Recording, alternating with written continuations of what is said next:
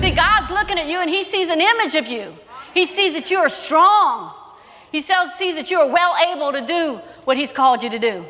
And he's seeing that, and he's speaking it to you. And you'll read it in his word, and you'll hear it in your heart.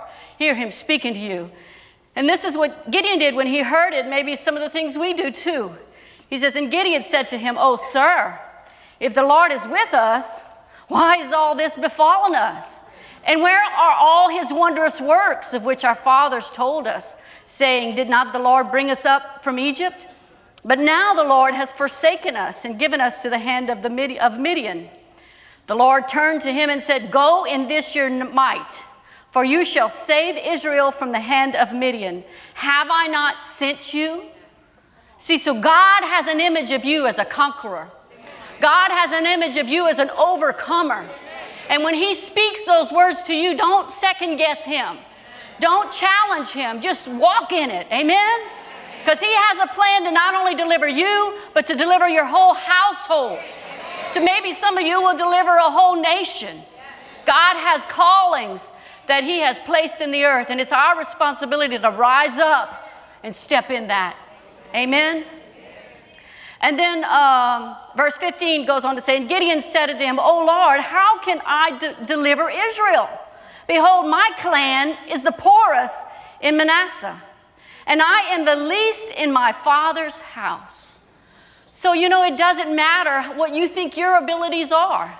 Here it is, Gideon didn't think much of himself, and looks like he had a lot of rights to think that way.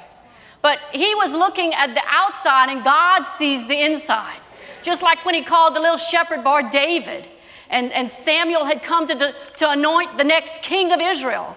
And he looked at all of Jesse's sons, and he saw, oh no, this one's a tall, this looks like a king, but nope, it's not him. And he went and looked at each one, and that's not him. And here came in this little shepherd boy, and he said, that's the one. Because God looks upon the heart. And David was a man that was after God's own heart. So don't look at your exterior. Don't look at your outer self.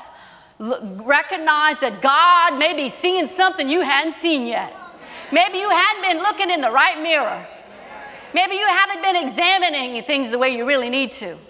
Maybe you need to step in a little deeper. Amen? God has an image of you as a conqueror. God has an image of you as an overcomer.